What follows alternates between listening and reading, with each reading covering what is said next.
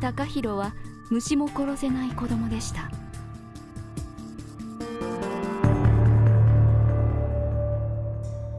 mid ka mid ahaa asxaabtiisa ayaa waxa uu ku qeexay inuu yahay mid aamusnaan badan, halka darskiisa ay ku tilmaameen inuu yahay mid dabiicad wanaag loogu imaan jiray. waxa uu ku qoraaban jiray kelimada ah yaa ila dhimanayo, oo inta badan dadka uu dil rabo ayaa waxa uu jumladaas ugu soo qori jiray bartiisa Twitterka. marka ay aaminaana inuu isdil rabo ayay dadku u imaan jireen, kadibna muxuu ku samayn jiray dhamaysan muuqaalka si aad u ogaato dhacdada naxdinta leh ee ku saabsan dilaagii loo yaqaanay dilaagii Twitterka.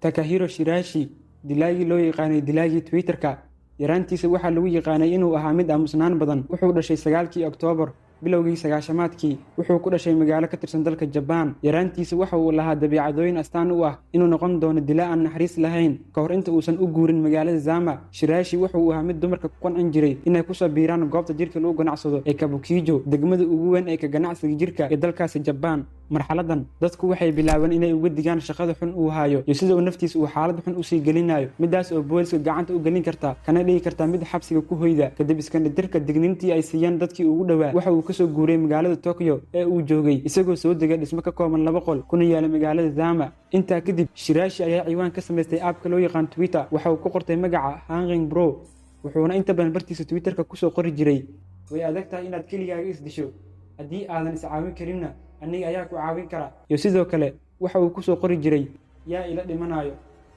waxaa bartiisa Twitterka ku soo xirmay dad aad u far badan kuwaas oo doonaya inay nafta isdhaafiyaan, wuxuuna u ballan qaadi jiray inuu la dhiman doono.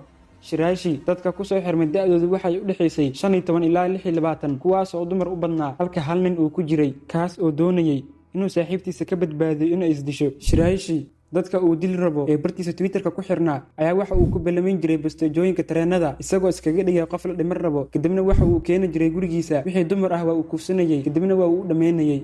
bishii Oktoobar sanadkii 2017 waxaa booliska loo soo gudbiyay kiis ah in la waayay qof dumar ah oo ku jirtay da'da 23. booliska ayaa waxay dabaraac ku sameeyeen ciwaankii uu lahaa Shirashi Hanging Bro, waxayna halka ay ka heleen cadeymo muujinaya in Shirashi uu ku lug leeyahay maqnaashaha gabadhan. kadib Shirashi waxaa albaabka u soo istaagay ciidamadii booliska ee dabaraac ku hayay, waxayna weydiiyeen halka uu geeyay gabadhii ay baadgoobayeen. waxa uu ugu jawaabay filinjeerka, isagoo u tilmaamay filinjeer gurigiisa yaalay. waxaa filinjeerka gudihiisa laga helay lafa bini aadam. markii la weydiiyeyna waxa uu ku jawaabay, waa gabadhii aan dilay lafaheeda iyo weliba saaxiibkeeda, waxayna igu qaadatay 3 maalmood inaan googooyo jirkeeda. sidoo kale Shirashi waxaa gurigiisa laga helay lafa bini aadam oo gaaray ilaa 240 lafood iyo qaar ka mid ah madaxyada dadkii uu dilay.